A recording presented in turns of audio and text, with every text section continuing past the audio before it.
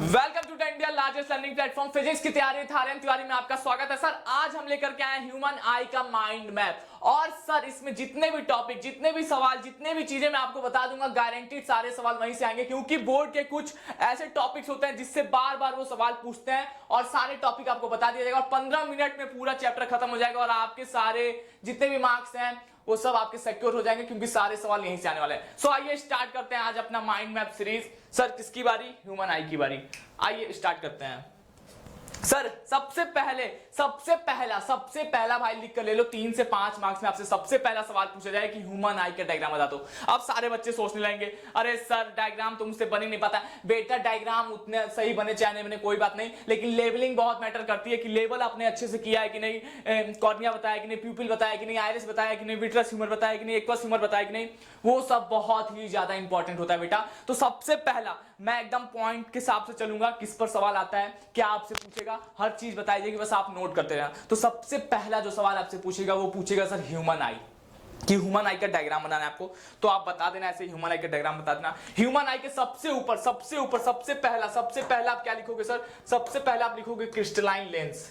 सबसे सामने लेंस होता है और लेंस लिक्विड भी होता है। सर 2 लिक्विड पाए जाते हैं सर, याद रखना, एक्वस ह्यूमर और विट्रस ह्यूमर। लेंस के बाद एक्वस ह्यूमर। सर प्यूपिल भी होती है, प्यूपिल के बाद आइरिस भी होती है, आइरिस के बाद क्या होती है सर? कॉर्निया होती है। बहुत सारे बच्चे सोचते हैं इसके साथ जब ऑपरेशन होता है तो क्या आंख ऐसे उठा करके दिया जाता है क्या, कि बेटा चलो आंख का ऑपरेशन है तो ऐसे उठा के ऐसे दीजिए? नहीं बेटा, ऐसा नहीं किया जाता है। सर कॉर्निया को ट्रांसप्लांट किया जाता है, इस बात को याद रखना बेटा।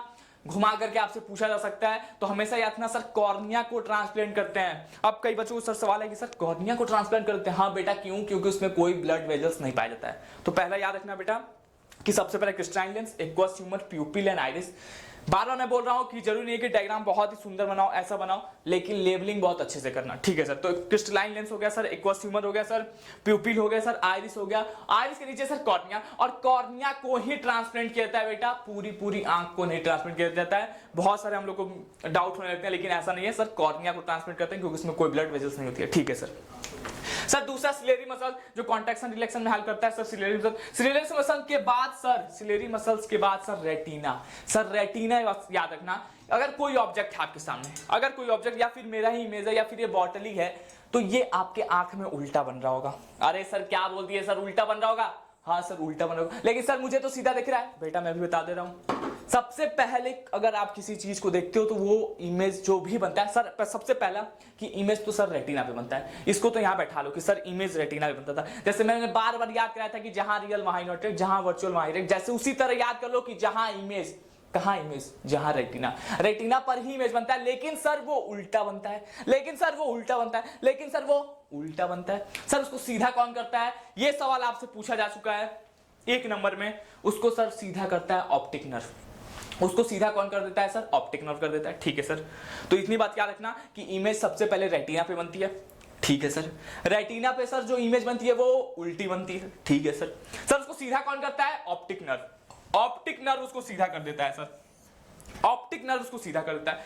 तो इस बात को याद रखना, आपसे डायरेक्ट 3 से 5 मार्क में सर सवाल पूछा जाएगा। सर क्या पूछा जाएगा?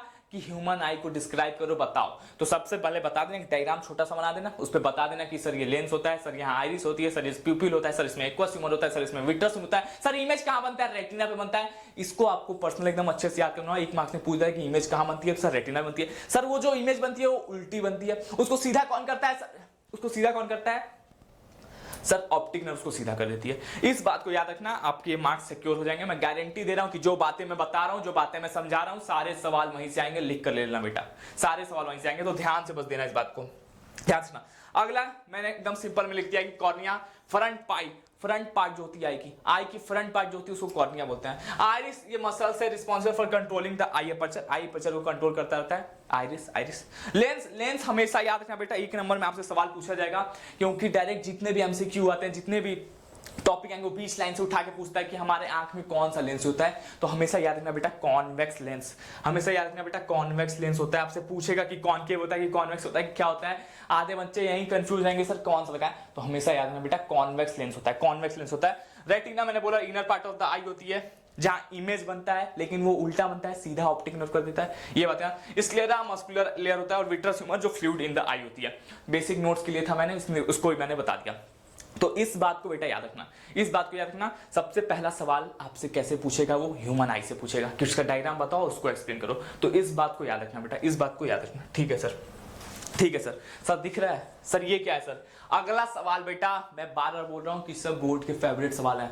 ये 15 मिनट में आपका रिवीजन तो हो रहा है, लेकिन मैं क्वेश्चन के हिसाब से लाऊं कि पहला सवाल किस पर आ सकता है, दूसरा सवाल किस पर आ सकता है, तीसरा सवाल किस पर आ सकता है, और इससे बाहर कुछ नहीं आएगा, इससे बाहर कुछ नहीं आएगा बेटा, इससे बाहर कुछ नहीं आएगा। अगला जो पूछता है आपसे, वो पूछता है defect of vision, defect of vision, defect of vision, defect of vision, defect of vision. Myopia, hyper myopia, presbyopia, myopia, hypermetropia and presbyopia, ये 3-4 ऐसी बीमारी, कैटरेक्ट भी होती है बेटा। ऐसी ऐसी बीमारी पे आपसे डायरेक्ट सवाल पूछा जाएगा कि उसको मायोपिया हो गया, बोल दिया कि बच्चा बैठा था क्लासरूम में, एनसीईआरटी सॉल्यूशन तो मैंने कराया है, एनसीईआरटी के क्वेश्चन भी कराए मैंने, लेकिन ऐसे सवाल आपसे पूछा कि बच्चा बैठा है और दूर की चीज उसको नहीं दिख रही है, बता दो उसको कौन सा बीमारी है। ऐसे वर्ड प्रॉब्लम की तरह दे देगा और पूछ देगा, तो आप क्या बोलोगे? सर मायोपिया, क्योंकि मायोपिया में सर दूर की चीजें नहीं दिखती है, सर मायोपिया में दूर की चीजें नहीं दिखती हैं, सर मायोपिया में दूर की चीजें नहीं दिखती हैं। आप ऐसे बता सकते हो। करेक्शन के लिए याद रखना, प्रॉब्लम तो आपको पता चल गया कि सर मायोपिया में दूर की चीजें नहीं दिखती हैं, तो उसको सीधा कैसे करोगे सर? सीधा कैसे करोगे, सही कैसे करोगे? तो कॉनकेव लेंस लगा दोगे बेटा, कॉनकेव लेंस लगा दोगे, इतनी बात याद रखना।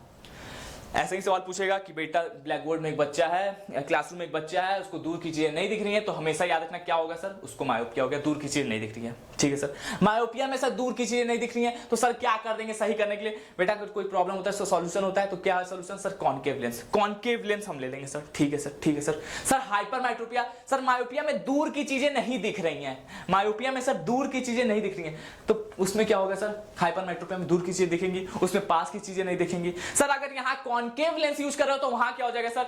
कॉन्वेक्स लेंस हो जाएगा। मैं बार बार बोलता हूं बेटा कि जब भी कोई डिफरेंस वाली चीजें आए तो हमेशा एक याद रखना, दूसरे का वाइस वर्सा कर देना, आपको याद हो जाएगा। आपको दिक्कत क्या होता है कि आप तुरंत याद करोगे कि इसमें कॉन्वेक्स, इसमें कॉनकेव, इसमें कॉन्वेक्स, इसमें कॉनकेव, और फिर जब एग्जाम में जाओगे तो पता ही नहीं चलेगा कि किसमें कॉनकेव था और किसमें कॉन्वेक्स था। तो हमेशा मैं बार बार बोल रहा हूं कि हमेशा एक चीज पे फोकस करना, दूसरा अपने आप याद हो जाएगा बेटा। तो याद रखना, मायोपिया में सर दूर की चीजें नहीं दिख पाती हैं क्लियरली, उसके लिए हम कॉनकेव लेंस यूज करते हैं। हाइपरमेट्रो में जस्ट कोशिश कर देना वहां कॉन्वेक्स लेंस यूज कर दोगे। तो ये सारी आपकी प्रॉब्लम थी, उसका सॉल्यूशन मैंने बता दिया। हाइपरमेट्रोपिया आपको दिख रहा है, आपको दिख रहा है, आपको दिख रहा है सर, ये होता है आपके लिए, उसमें पास की चीजें इसमें दूर की चीजें आपको क्लियर दिखने लगती हैं, दूर की चीजें आपको क्लियर दिखने लगती हैं, तो इस बात को याद रखना, इस बात को याद रखना। प्रेसबायोपिया में क्या होगा सर? आपने देखा होगा दादी जी जिसकी एज हो जाती है 50-60 प्लस हो जाती है, उसमें 2 लेंस लगाते हैं, बाईफोकल लेंस जिसको बोलते हैं, आपने देखा होगा, इसमें भी लिखा भी होगा। इन नोट्स के लिए बेटा बस बातों को सुन लेना ध्यान से, आपको मजा आ जाएगा, 15 मिनट में पूरा चैप्टर खत्म हो जाएगा। तो उसमें बाई कॉनकेव लेंस होता है, बाई कॉन्वेक्स कॉनकेव दोनों मैक्स कहता है, क्योंकि पास ऊपर नीचे दोनों होता है, ऊपर कॉन्वेक्स नीचे कॉनकेव, तो दोनों मिला जाते हैं। प्रेसबायोपिया एज रिलेटेड इशू है, एज रिलेटेड लिखा होगा, देखो बेटा पहले ही लिखा है एज रिलेटेड इशू है। एज रिलेटेड इशू है मतलब जैसे जैसे एज बढ़ता है प्रॉब्लम होती है, पास की चीजें भी नहीं दिखती हैं और दूर की चीजें भी नहीं दिखती हैं, तो ये सब चीजों में होता है कैटरेक्ट। कैटरेक्ट को बोलते हैं मोतियाबिंद, झिल्ली जैसा परत जैसा बनने लगता है, उसको कैटरेक्ट बोलते हैं बेटा। तो यही सब सारे सवाल हैं जो आपसे पूछे जाते हैं आपके पेपर में। तो पहला सवाल सर आपसे कहां से पूछा जाएगा? ह्यूमन आई से पूछा जाएगा। पहला सवाल ह्यूमन आई से पूछा जाएगा, जो कि मैंने एक्सप्लेन कर दिया। दूसरा जो सवाल आपके आएगा defect of vision, hypermetropia, myopia and presbyopia, या फिर कैटरेक्ट से आता है। एस्टिग्मेटिज्म भी एक बीमारी होती है जिसमें वर्टिकल हॉरिजॉन्टल लाइन से आप नहीं डिफरेंशिएट कर पाते हो। तो ये चीजें थी सर। जो अगला सवाल आएगा और बोर्ड का एक फेवरेट्स वाला, इसको भी डायरेक्ट 5 मार्क्स में पूछा जाता है सर, इसको भी डायरेक्ट 5 मार्क्स में पूछा जाता है सर, इसको भी डायरेक्ट 5 मार्क्स में पूछा जाता है सर। क्या?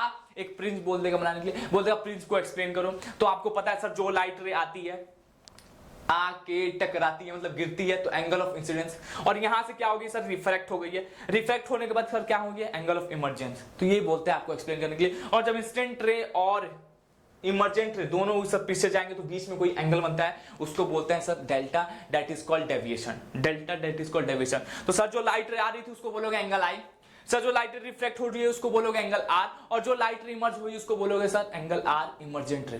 तो angle i incidence, angle r जो रिफ्लेक्ट हुई है, और एंगल ई जो इमर्जेंट हुई है, इमर्ज रे, इमर्जेंट रे। ठीक है सर, आपको पता चल गया। तो आपको कुछ नहीं करना है, प्रिंस आपको बोलेगा सिंपल बना देना, जो लाइट रे आ रही थी एंगल ऑफ इंसिडेंस, जो लाइट रे रिफ्रैक्ट हुई एंगल ऑफ रिफ्रैक्शन, और जो लाइट रे इमर्ज कर गई आपको दिख रहा है जो मूव कर गई बेंड कर गई है, उसको आप क्या बोलोगे सर? Emergent ray.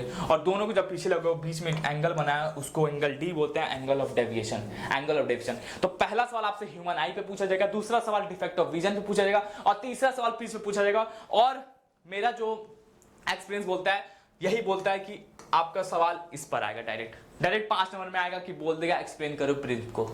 तो इस बात को याद रखना बेटा, angle of incidence, angle of reflection, angle of emergence and angle of deviation, इस बात को याद रखना बेटा। डायरेक्ट आपसे इससे सवाल पूछा जाता है, डायरेक्ट इससे आपसे सवाल पूछा जाता है, ठीक है सर। सर दूसरा डिस्पर्जन, सर दूसरा डिस्पर्जन कि प्रिज्म लिए, प्रिज्म पे व्हाइट लाइट जलाए तो 7 कलर में दे दिया, 7 कलर में रंग दे दिया। प्रिज्म था सर, प्रिज्म पे क्या किया सर, व्हाइट लाइट जला दिया, व्हाइट लाइट, ठीक है सर, व्हाइट लाइट, और व्हाइट लाइट ने 7 कलर दे दिया, 7 कलर, ठीक है सर। लेकिन सर एक बार आईसीएसई बोर्ड में एक सवाल पूछ दिया गया, आईसीएसई बोर्ड में अगर सवाल पूछ दिया गया कि अगर सर मैं यहाँ पे व्हाइट लाइट जलाया हूं और व्हाइट लाइट से मुझे 7 कलर मिला है, सर अगर मुझे फिर से व्हाइट लाइट चाहिए तो मुझे क्या करना होगा। एक सवाल पूछ दिया कि अभी आप देख रहे हो कि व्हाइट लाइट है, प्रिज्म लिया, व्हाइट लाइट जलाया, यहां से 7 कलर मुझे दे दिया, लेकिन सर इसी पूरे कलर को मुझे फिर से एक व्हाइट लाइट में चाहिए तो सर क्या करना पड़ेगा, सर क्या करना पड़ेगा। सर अगर पूरे इस व्हाइट लाइट को फिर से अगर मुझे व्हाइट लाइट चाहिए तो मुझे क्या करना होगा, डायरेक्ट ये सवाल पूछा गया और बहुत सारे बच्चे गलती करके आ गए, बहुत सारे बच्चे गलती करके आए।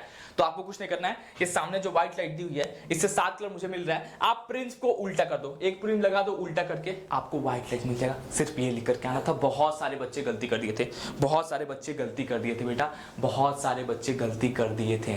तो इस बात को याद रखना बेटा, आप मचा के रख दोगे, आप मचा के रख दोगे। सिंपल सा कुछ नहीं है टॉपिक, बस इतना याद रखना कि व्हाइट लाइट 7 कलर को मिल रही है। अगर उसने फिर से पूछ दिया कि सर कैसे आप करोगे व्हाइट लाइट में फिर से कैसे लाओगे, तो एक उल्टा प्रिज्म रख देना यहाँ पे आगे। अगर उल्टा प्रिज्म रख दोगे, उल्टा तो आपको वो मिल जाएगा। उल्टा प्रिज्म रख दोगे मतलब उल्टा कर देना, इसको ऊपर से कर दोगे तो आपका आंसर आ जाएगा। उल्टा प्रिज्म कर दोगे तो आपका आंसर आ जाएगा सर। इस बात को याद रखना बेटा, इस बात को याद रखना, हो जाएगा आपसे सवाल, ठीक है सर। आ जाओ सर नेक्स्ट सवाल पे आ जाओ सर। नेक्स्ट सवाल सर, अब ये सवाल पूछता है कि रेड क्यों लीस्ट बेंड हुआ है, वायलेट क्यों मोस्ट बेंड हो गया है। तो आपको बेटा यहाँ कॉन्सेप्ट रहता है, देख रहा है बेटा, लिस्ट बेंड मोस्ट बेंड, तो हमेशा याद रखना वेवलेंथ और फ्रीक्वेंसी। वेवलेंथ में होगा दम तो फ्रीक्वेंसी होगा कम, फ्रीक्वेंसी में होगा दम तो वेवलेंथ होगा कम, वेवलेंथ में होगा दम तो फ्रीक्वेंसी होगा कम, फ्रीक्वेंसी में होगा दम तो वेवलेंथ होगा कम। इस बात को याद रखना बेटा, वेवलेंथ और फ्रीक्वेंसी आती है। रेड की वेवलेंथ बहुत ज्यादा है इसलिए वो कम बेंड किया, वेवलेंथ वायलेट की वेवलेंथ थोड़ी कम है इसलिए वो मैक्सिमम बेंड किया। इस बात को रखना, वेवलेंथ और फ्रीक्वेंसी का खेला होता है बेटा। वेवलेंथ में होगा दम तो फ्रीक्वेंसी होगा कम, फ्रीक्वेंसी में होगा दम तो वेवलेंथ होगा कम। दोनों इनवर्सली प्रोपोर्शनल चलते हैं, एक बढ़ेगा दूसरा घटेगा, दूसरा बढ़ेगा पहला वाला घट जाएगा, तीसरा मत घटा देना क्योंकि पहले ही दूसरे की बात हो रही थी, ठीक है सर। जल्दी मैं बता रहा हूँ, जो बातें मैं बता रहा हूँ डायरेक्ट सवाल वहीं से आएंगे बेटा, डायरेक्ट सवाल वहीं से आएंगे, डायरेक्ट वहीं से सवाल आएंगे। आपको सामने दिख रहा है सर, सामने दिख रहा है, आपको सामने दिख रहा है, सामने दिख रहा है वेवलेंथ और फ्रीक्वेंसी का लोचा है, ठीक है सर, ठीक है सर, मजा आ गया सर, मजा आ गया सर। आ जाओ बेटा, आ जाओ सर। नेक्स्ट सवाल आता है थ्योरेटिकल बेसिस पे कि रेनबो कैसे बनता है, रेनबो, और रेनबो कहाँ बनता है ये भी आपसे सवाल पूछा जाएगा। तो हमेशा बेटा याद रखना, रेनबो सन के हमेशा अपोजिट बनता है, सन के हमेशा अपोजिट बनता है बेटा। एक नंबर में जितने मैं टॉपिक बोल रहा हूँ बेटा, सारे सवाल ही मैं एक तरह से बोल रहा हूँ, सारे सवाल ही आएंगे आपको डायरेक्ट। तो सर सन के अपोजिट बनता है रेनबो, ठीक है सर, सन के अपोजिट बनता है। तो सर ये जो था बारिश की जब पहली बूंद होती है, पहली बूंद मतलब छोटी सी ड्रॉपलेट, तो सन की जैसे ही किरणें पड़ती है तो उसमें 3 फिनोमिना होती है सर। रिफ्रैक्शन, जब लाइट रे बेंड करती है सर, रेयरर और डेंसर मीडियम का कॉन्सेप्ट आता है, रेयरर मीडियम और डेंसर मीडियम का कॉन्सेप्ट आता है, ठीक है सर। और डिस्पर्जन और TIR total internal refraction. Sir rarer medium denser medium, rarer से जब डेंसर में आओगे तो रुक जाओगे, रेयरर से डेंसर में जाओगे रुक जाओगे, डेंसर से रेयरर में जाओगे उड़ जाओगे। तो ये कॉन्सेप्ट याद रखना, whenever light move from rarer to denser medium it bends towards the normal, whenever light move from denser to rarer medium it bends away from the normal। इस बेटे को याद रखना। 3 फिनोमिना होती है रेनबो के फिनोमिना में। रेनबो जब बनेगा तो रिफ्रैक्शन होगा, डिस्पर्जन होगा, TIR टोटल इंटरनल रिफ्रैक्शन होगा। क्लास 12th में रे ऑप्टिक्स में बहुत डीपली दिया हुआ है। फॉर एग्जांपल बस छोटे से लाइन लिखना जान लो कि जब angle of incidence critical angle से ज्यादा हो जाता है, when angle of incidence greater than critical angle then TIR होती है, और TIR तभी होगी जब डेंसर से रेयर में जाएगा। बस इतनी बातें याद रखना, मचा के रख दो, ना ही आपसे कोई पूछेगा, बस थोड़ी सी हाई लेवल की मैंने बता दी आपको। तो याद रखना रिफ्रैक्शन होता है सर, डिस्पर्जन होता है और TIR होता है, ठीक है सर। तो ये आपसे सवाल पूछे जाएंगे, ये सवाल आपसे पूछे जाएंगे सर, ये सवाल आपसे पूछे जाएंगे, ठीक है। इतने सवाल को याद रखना बेटा। सर इंपॉर्टेंट, हाँ जी, स्काई नीला क्यों है, ऐसा सवाल आपसे पूछा जाता है। तो याद रखना बेटा, यहाँ भी स्कैटरिंग का कॉन्सेप्ट आता है। वेवलेंथ छोटी होती है, लाइट पार्टिकल, छोटा सा पार्टिकल होगा, छोटी सी वेवलेंथ होगी, वाइब्स मैच कर जाएगी। जैसे ही वाइब्स मैच करती है, आप भी ने देखा होगा, जिसके साथ वाइब्स मैच करती है आप उसके साथ रहते हो, जिसके साथ वाइब्स मैच करती है उसके साथ आप रहते हो। तो सर जैसे ही आपका वेवलेंथ आपका मैच किया, छोटा सा वेवलेंथ, छोटे से पार्टिकल ऊपर स्कैटर कर देता है, स्कैटर जैसे ही करेगा तो नीला दिखने लगता है। सर जैसे ही सन डूबता है तो रेडिश दिखता है। तो सर सारे लाइट तो स्कैटर कर रहे हैं लेकिन रेड ही पहुंच पाता है। क्यों सर, क्यों क्यों? क्योंकि उसकी वेवलेंथ ज्यादा है, दूर तक पहुंच पाती है। ट्रैफिक लाइट में आपने देखा होगा कि सर रेड कलर की होती है। तो यही सब मेन कारण है। आपसे पूछेगा ट्विंकलिंग ऑफ स्टार क्यों होती है, ट्विंकल ट्विंकल करता रहता है। सर एक बात याद रखना कि जो आप स्टार देखते हो वो एपरेंट स्टार होता है, एक्चुअल स्टार इधर होता है, एपरेंट स्टार के सामने होता है, वो दिखता रहता है। उससे क्या होता है सर, एटमॉस्फेरिक रिफ्लेक्शन होता है। सर अर्थ घूम रहा है, अर्थ घूम रहा है, अर्थ घूमने के कारण आपका एटमॉस्फेयर घूम रहा है, एटमॉस्फेयर घूम रहा है, एटमॉस्फेयर घूमने के कारण क्या हो रहा है सर, एटमॉस्फेयर ऐसे घूम रहा है तो लाइट बेंड करती है, लाइट बेंड करती है तो आपको लगता है ट्विंकल ट्विंकल लिटिल स्टार हो रहा है। तो यही चीजें हैं बेटा, यही सब सवाल आपसे पूछेगा कि नीला क्यों है, तो छोटा सा पार्टिकल, उसकी छोटी सी वेवलेंथ, वाइब्स मैच किया, पकड़ के स्कैटर कर दिया, नीला हो गया। सर सन क्यों रेडिश दिखता है, क्योंकि सर उसकी वेवलेंथ ज्यादा है, दूर तक जाता है। ठीक है सर, ठीक है सर, मजा क्या sir, twinkling of star, atmospheric reflection.